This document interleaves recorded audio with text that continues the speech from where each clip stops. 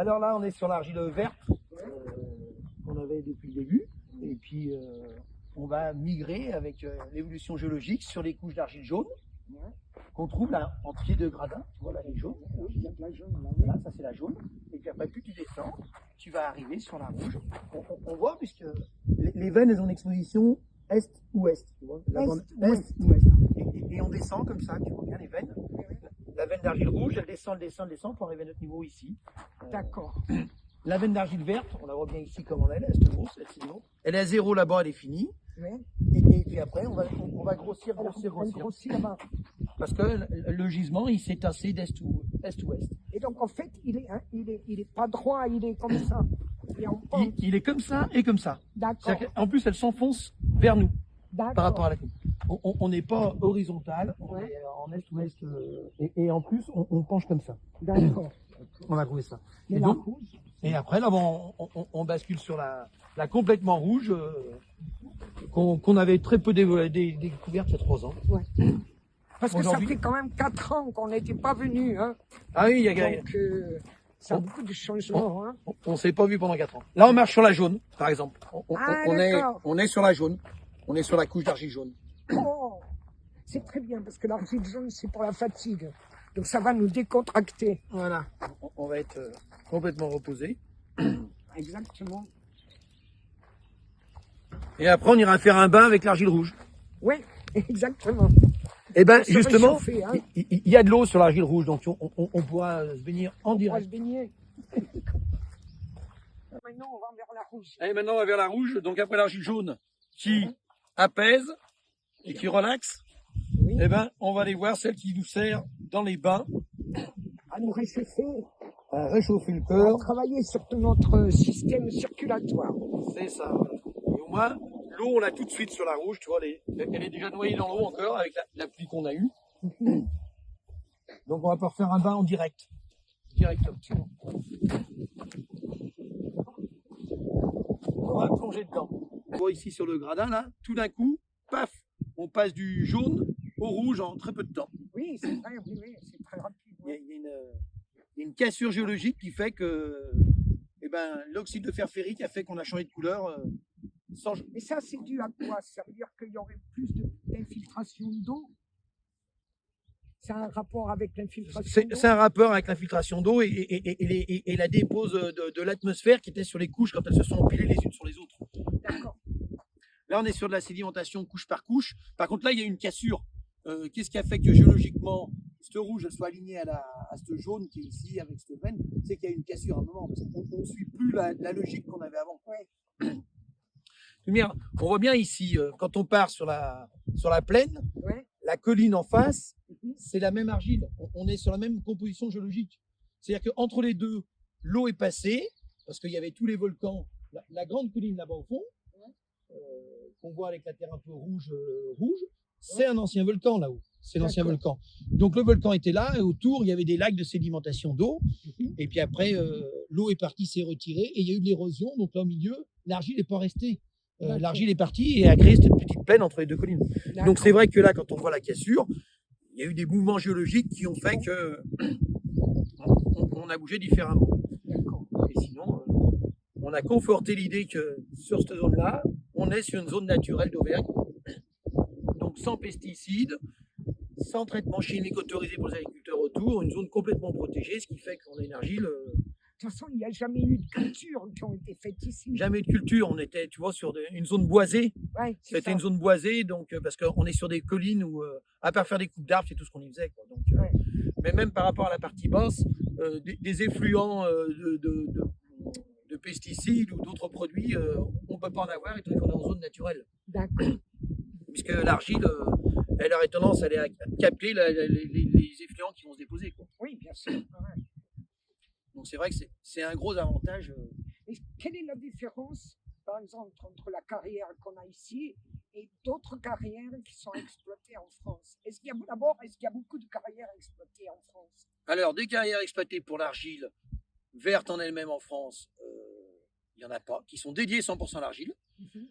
On va en trouver dans la Vienne, donc côté Atlantique, une carrière, mais il y a et de la pierre et de l'argile. D'ailleurs, c'était une carrière de pierre au départ pour l'argile. Et puis après, on va en trouver une autre en région parisienne qui tourne avec de l'argile verte, mais qui est une carrière de gypse.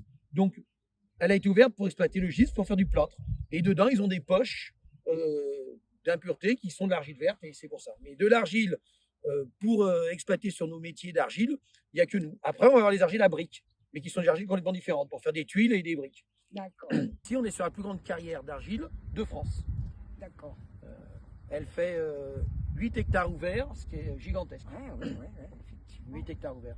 De toute manière, entre l'endroit où on est là et puis si on va jusque là-bas à la fin, sur le liseré opposé qui est ouvert, Ouais. on a de bout en bout 450 mètres de Oh, plateau là. D'accord. Donc c'est vrai que on est sur. C'est magnifique. Voilà. Mais qu'est-ce qu'elle a changé, hein? C'est incroyable, hein? Non mais c'est sûr que. Non, mais. Elle est. Et puis là, tu vois, on retrouve l'argile marron. Pas l'argile marron, l'argile Jaune. jaune, parce qu'on descend en couche, donc elle a suivi. Et si on descend, la rouge va être en dessous. Parce qu'elle a suivi aussi la pente naturelle. Voilà, un vrai bain. Très apprécié des grenouilles. T'as des Crapauds. grenouilles Ah dedans? bah là-bas, il y en a, oui. Ah, on a des grenouilles protégées là. Le fait de fonctionner en carrière classée, bah, dans un site classé, on a des contraintes environnementales qu'on ne nous avait pas mis avant. On doit protéger une chenille rare, la chenille du prunelier. Donc en périphérie là-bas, on a tout replanté en périphérie parce qu'il y avait que des pruneliers sauvages pour pouvoir faire pour héberger la chenille sans la déranger. La grenouille, on doit faire attention. On ne peut pas les brasser le bassin quand c'est la période en pleine saison parce qu'il ne faut pas les déranger. Non, on a 2-3 contraintes maintenant. C'est pareil, le fauchage périphérique de toutes ces. Maintenant, on ne fait plus qu'en septembre parce que il y a des orchidées ici, il y a des orchidées du Massif central, et donc il ne faut plus broyer n'importe quand. Il faut laisser le temps de faire la fleur, de faire grainer. C'est pas au mois de juin ou maintenant que c'est en pleine fleur, je dis que je vais broyer parce que ça m'arrange comme tu tombes ta pelouse. Non, il faut laisser faire le cycle. Et c'est en septembre. Et on a un suivi des écologues là maintenant qui viennent. Ils sont venus en avril, mai, ils viennent 5 fois par an sur la période estivale, on va dire, du printemps jusqu'à la fin de l'été. Et ils te redonnent les consignes de fonctionnement. Tu dois protéger la faune et la flore périphérique. Voilà. On va replanter aussi. C'est une roche. C'est pas une terre, c'est une roche. Mais c'est ce qu'on appelle une roche meuble. Donc, comme elle est meuble, une simple pelle mécanique suffit à l'extraire, à l'arracher. Même si des fois on a des blocs. Si on prend celui-ci, en effet, ça va faire un bloc, mais c'est des blocs friables.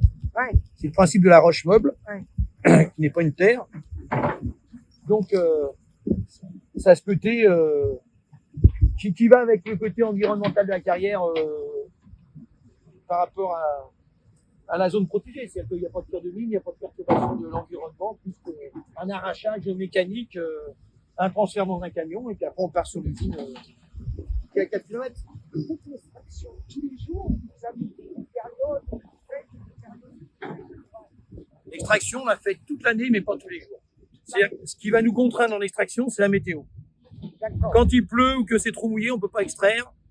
C'est pas pour des questions de fonctionnalité du produit, c'est pour des questions de sécurité des personnels et de glissade. C'est-à-dire que l'argile mouillée, ça glisse, ça s'enfonce, ça colle dans les camions, ça colle dans les godets. Donc c'est ce qui fait qu'on n'extrait pas l'argile quand il fait mauvais. Mais nous, on a une capacité d'extraire l'argile toute l'année. Et on a besoin d'extraire toute l'année. C'est-à-dire que ce qu'on consomme, il faut qu'on fonctionne à peu près 2 semaines par mois, au minimum. D'accord.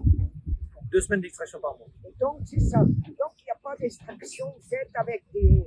Il ne faut pas sauter la mine. Non. C'est qu'un arrachage qu'on appelle un grignotage mécanique.